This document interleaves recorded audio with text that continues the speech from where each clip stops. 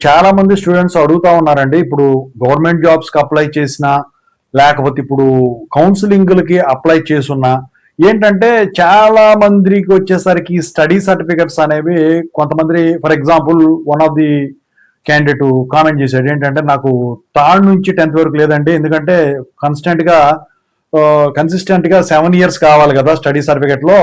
5th నుంచి 10th వరకు 5 ఇయర్సే ఉందండి. ఇప్పుడు రెసిడెన్స్ సర్టిఫికేట్ పెట్టుకోవచ్చా అండి అని చెప్పేసి అడుగుతా ఉన్నారండి. దాని గురించి నేను చెప్తున్నాను. ముందుగా అయితే ఇంతవరకు ఈ ఛానల్ సబ్స్క్రైబ్ చేసుకున్న వాళ్ళు ఎవరైనా ఉంటే సబ్స్క్రైబ్ చేసుకొని ఈ వీడియో లైక్ చేసి షేర్ చేయండి. మీకైనా నాతో మాట్లాడాలంటే కాల్ మీ 4 ద్వారా కాల్ చేయండి. Telugu engineering education Telegram WhatsApp ఛానల్లో జాయిన్ అవ్వండి. ఈ వీడియోకి హైప్ ఉండే టాపిక్ లో పెడితే గవర్నమెంట్ వాటికైనా ఇప్పుడు కౌన్సిలింగ్లకైనా ఆన్లైన్ లో అప్లోడ్ చేస్తే పర్లేదు. ఒకవేళ కౌన్సిలింగ్ అయితే ఆఫ్లైన్ లో ఉంటుంది. గవర్నమెంట్ జాబ్స్ కి ముందుగా ఆన్లైన్ అప్లోడ్ చేయాల్సి ఉంటుంది. అయితే ఇక్కడ ఏంటంటే ఈ స్టడీ సర్టిఫికేట్ అనేది 7 ఇయర్స్ కన్సిస్టెంట్ గా స్కూల్లో చదివినట్టు ఉండాలి.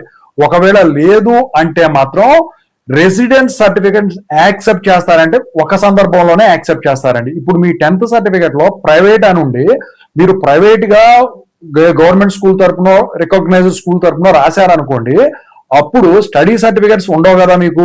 అప్పుడు రెసిడెన్స్ సర్టిఫికేట్ ని వాళ్ళు యాక్సెప్ట్ చేయడం జరుగుతుంది. అది కూడా గవర్నమెంట్ జాబ్స్ కి ప్లస్ ఈ కౌన్సిలింగ్లకి. ఇక ఈ రెసిడెన్స్ సర్టిఫికేట్ ఏ కేసులో యాక్సెప్ట్ చేయరు అంటే, ఇప్పుడు మీరు for example 5th to 10th మాత్రమే ఉంది, 1 to 3 లేదు అని అంటున్నారు. అంటే 3rd నుంచి లేదు అంటున్నారు.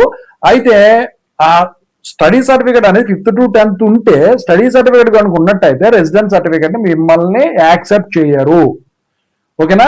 సో ఒకవేళ రెసిడెన్స్ సర్టిఫికేట్ ఉంటే ఇది ప్రాసెస్, యాక్సెప్ట్ చేయకపోతే ఇది ఈ 3rd నుంచి ఏదైతే ఉందో అది తీసుకోవాలి. స్కూల్ ఉంటే స్కూల్కి వెళ్ళండి. స్కూల్ లేదంటే మీరు ఏం చేస్తారంటే ఆ స్కూల్ డేటా వేరే వాళ్ళకి అప్పచెప్తారు. అప్పుడు కూడా వాళ్ళు ఇవ్వలేదు అనుకోండి, మీరు ఎండిఓ ఆఫీసో డిఈ ఆఫీసో వాళ్ళకి ఎంఈఓ ఆఫీసో డిఈ ఆఫీసో వాళ్ళకి వెళ్ళారనుకోండి, అక్కడ కనుక డేటా సబ్మిట్ చేసి ఉంటే ఆ డేటా ప్రకారం మీకు స్టడీ సర్టిఫికెట్స్ అనేవి ఇష్యూ చేయడం అయితే జరుగుతుందండి. ఓకేనా? సో అది కూడా రెసిడెన్స్ సర్టిఫికేట్ అనేది ఈ ప్రైవేట్ అని ఉంటేనే మీరు రెసిడెన్స్ సర్టిఫికేట్ పెట్టుకోవాల్సి ఉంటుంది. ఓకేనా? ఓవరాల్గా ఇదండి.